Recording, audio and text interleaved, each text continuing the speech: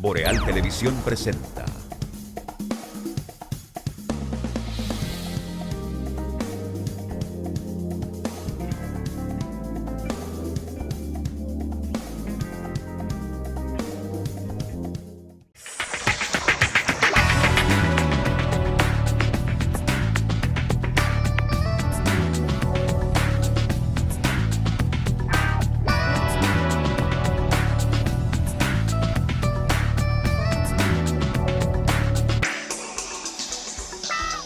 Saludos amigas y amigos, muy buenas noches, bienvenidos a En Vivo a través de los canales de Boreal Televisión desde Santiago de los Caballeros, República Dominicana. Para nosotros, como siempre, un placer compartir con ustedes este ratito de la noche desde hace un poquito más de 20 años. Gracias a todos los que nos sintonizan, tanto en cualquier lugar de nuestro país, así como también fuera de República Dominicana a través de nuestras plataformas y aplicaciones digitales, especialmente para los sistemas de cables en Estados Unidos, Canadá, Puerto Rico, Centro, Sudamérica, Europa y las islas del Caribe. En este lunes 1 de marzo damos las buenas noches al compañero Juan Sebastián Ricardo y García.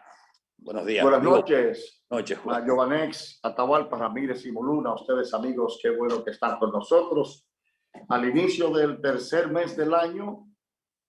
Bueno, y qué bueno, otra semana laboral para compartir lo que hacemos aquí, los criterios, las críticas, las propuestas y lo que constituye este espacio por más de 20 años, ya 21, prácticamente el mes de abril que viene. Por ahí andamos, señores. Agua Cascada, que es la calidad del agua embotellada, la garantía de la salud suya y la de su familia. Agua Cascada, para sus pedidos llámese al 809-576-2713 de Agua Cascada, la calidad del agua embotellada. Nos toca hoy a nosotros hablar del discurso del presidente que decía a Reinaldo Pared Pérez que no era una rendición de cuentas, sino una entrega de memorias, y que estaba mal empleado el término de rendición de cuentas ante la Asamblea Nacional.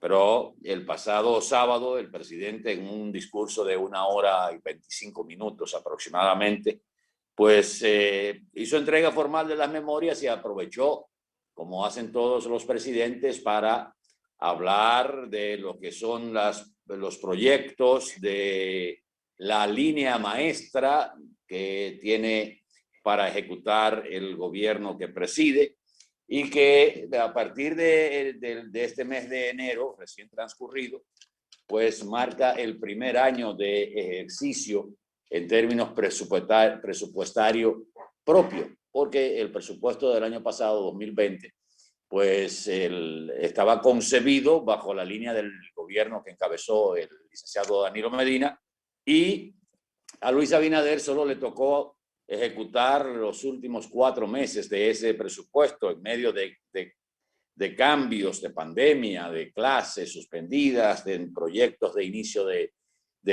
educación. Bueno, y un gobierno nuevo con una situación difícil. De todas maneras, ayer el presidente, en un discurso que lo entiendo muy bien elaborado y esperanzador, optimista, como debe ser una pieza de un presidente de la República, pues se refirió a obras que serán priorizadas por su gobierno. Y sobre todo de las obras que son megaobras, como se dice popularmente.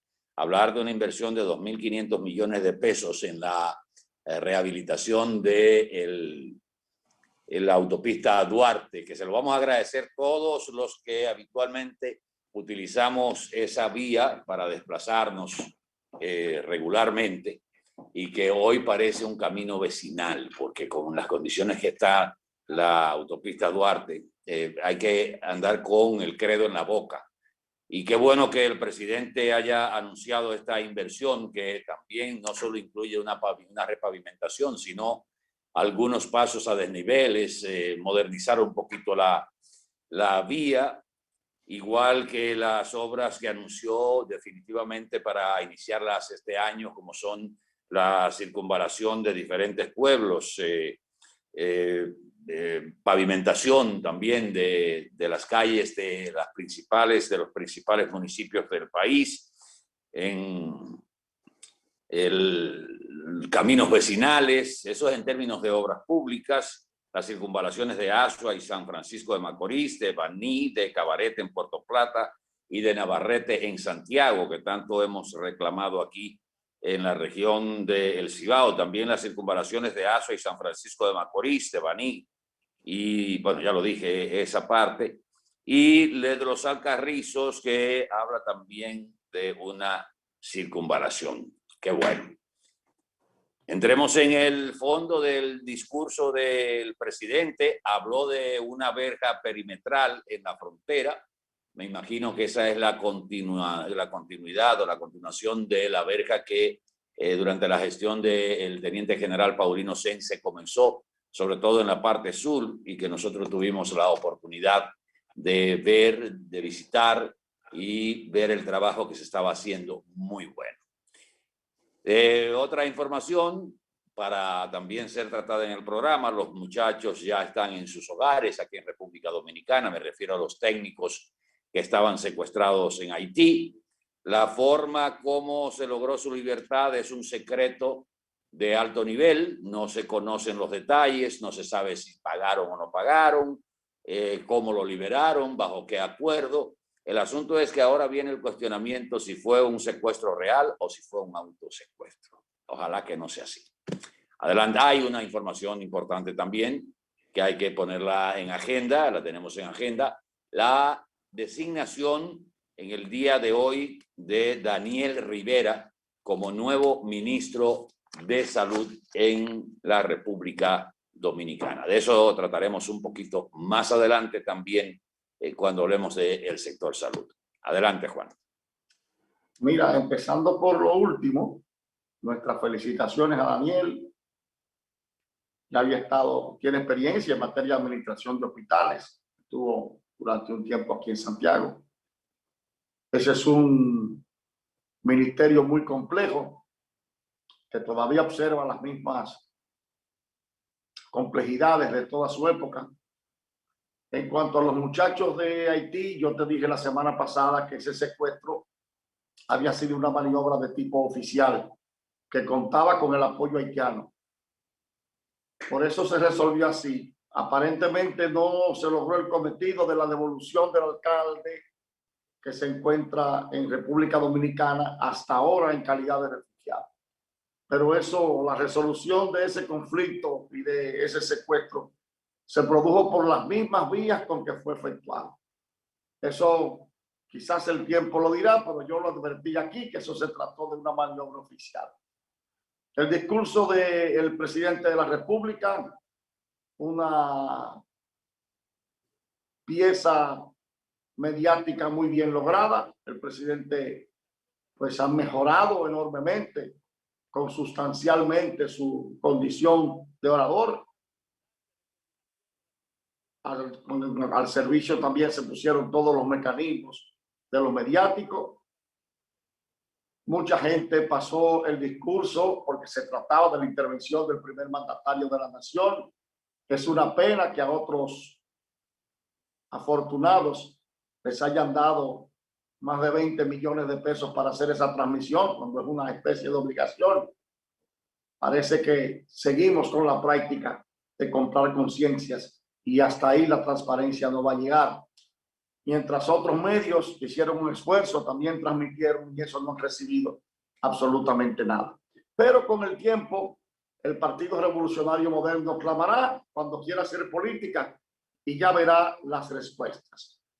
La presentación del presidente mediática muy bien lograda. No quiero que el entusiasmo del presidente se confunda con una quimera. Han hablado de un discurso esperanzador. Las esperanzas no son propias de la presentación presidencial de un discurso a una nación. Francis Bacon decía con mucha razón que las esperanzas son un excelente desayuno y una muy mala cena. Y que el entusiasmo del presidente, que lo vimos desbordado, no se transforme en una quimera y como le preguntó el expresidente Leonel Fernández, con quien no me gusta coincidir, el presidente tiene que decir de dónde va a ser todo eso, porque prácticamente es reconstruir un país. Debo añadir que con relación a la autopista Juan Pablo Duarte, sí se está trabajando. Y en eso hay que darle un aplauso al gobierno, porque no es un anuncio para hacerse. Ya se está trabajando en la repavimentación de la autopista. Desde prácticamente un par de meses después del inicio del gobierno. Una obra que el gobierno no retrasó y que acometió inmediatamente. Hay otros aspectos que no sé, lo de la verja perimetral, si para eso necesitaríamos 2 presupuestos. Entiendo que la verja es un elemento geográfico totalmente innecesario, salvo en los puntos de mayor transferencia humana, porque lo importante es el operativo migratorio, no la verja que nos separe. El operativo migratorio es lo que controla la migración. Que a propósito, el doctor Juan Miguel Castillo Pantaleón elevó un recurso al Tribunal Constitucional para echar hacia atrás la regularización de 750,000 haitianos porque no cumplieron con los requisitos establecidos por el ordenamiento migratorio dominicano y está reclamando que se declare la inconstitucionalidad de esa regularización que se hizo en la última etapa del gobierno del expresidente Danilo Medina. El presidente habló de muchísimas cosas. Después del discurso, un representante del Ministerio de Obras Públicas habló de hacer un tren desde La Luperona hasta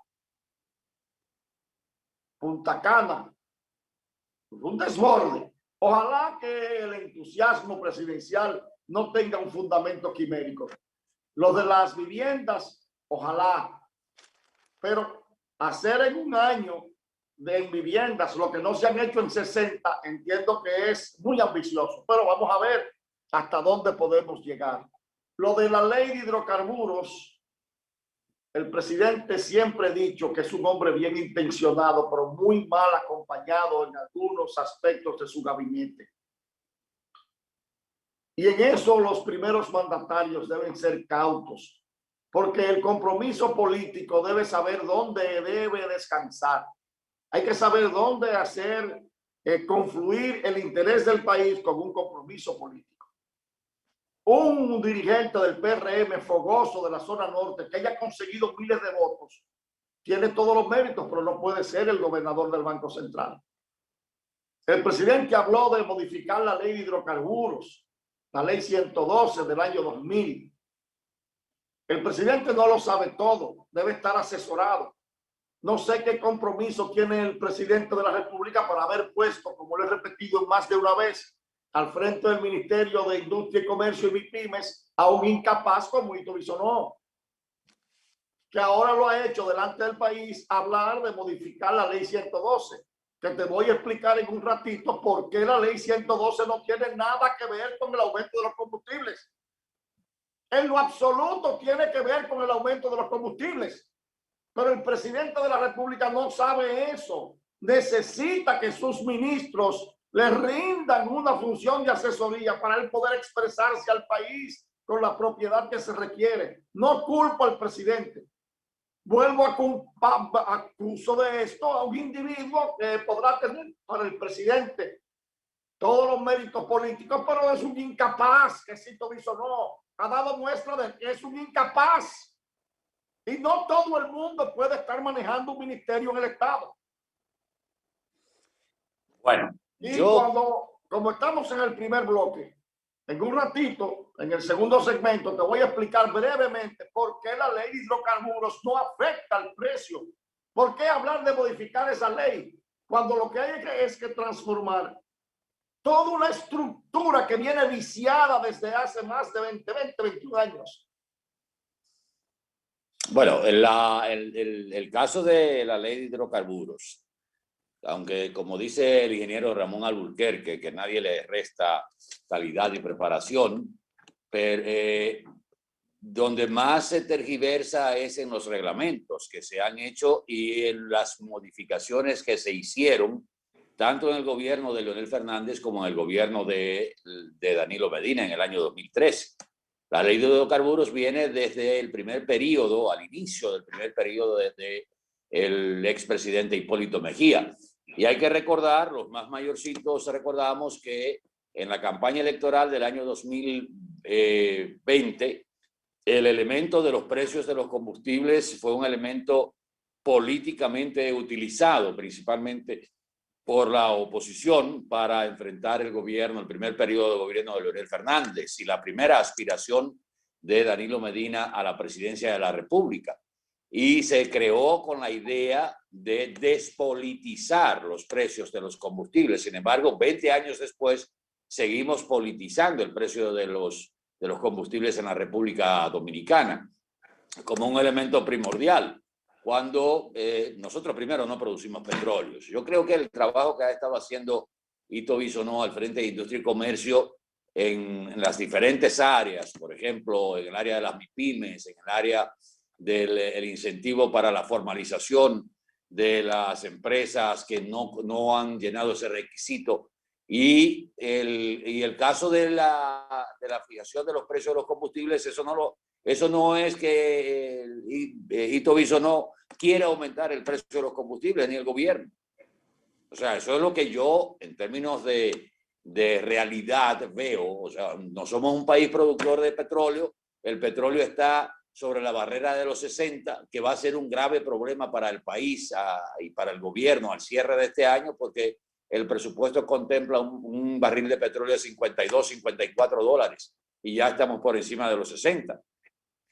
O sea, la famosa fórmula aquella, bueno, estamos demostrando cuánto es el impuesto que recibe el Estado dominicano. Por eso es que han querido crucificar a Ito Bisonó.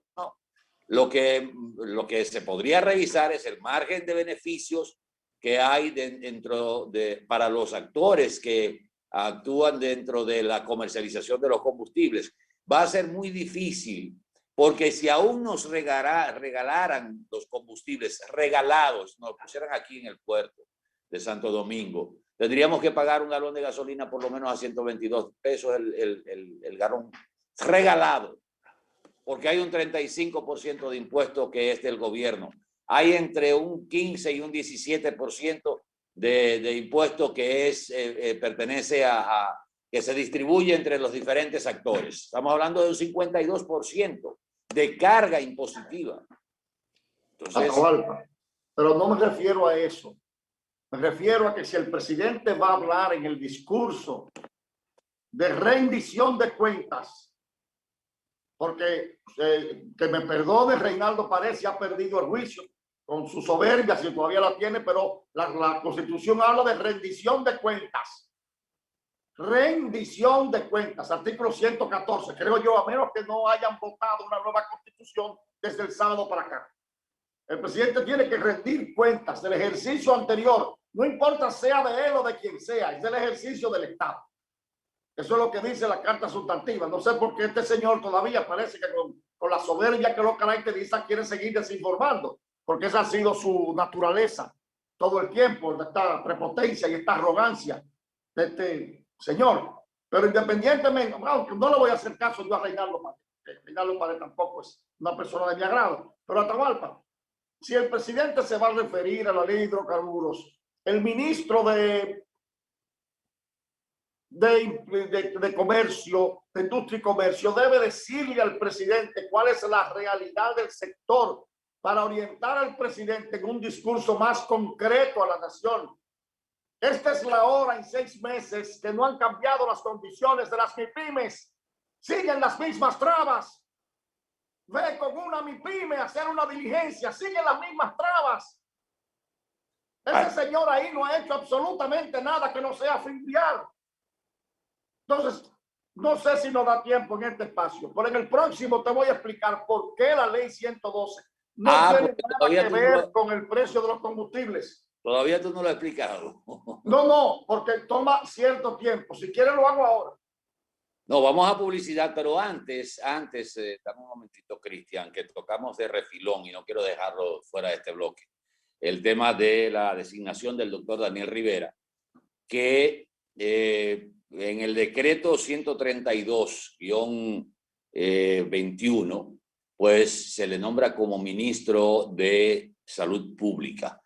El doctor Rivera, por lo pronto, el Ministerio de Salud Pública se queda en Santiago, que ya había una especie de reclamo de que no se dejara a la Plaza de Santiago sin ese ministerio que le había sido asignado al doctor Plutarco Arias, que esta mañana tratamos el tema del decreto 131-21.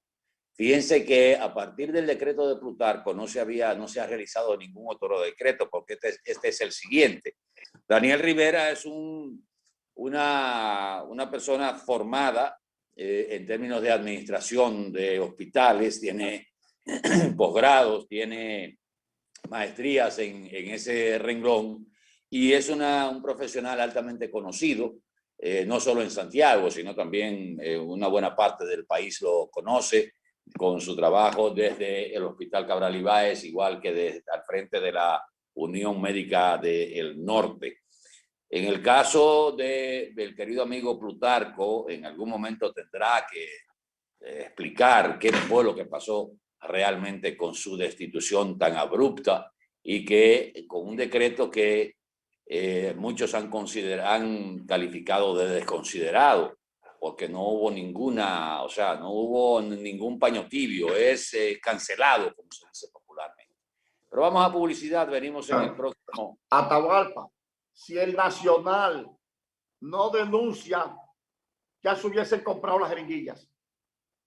Hablamos de eso en el próximo espacio.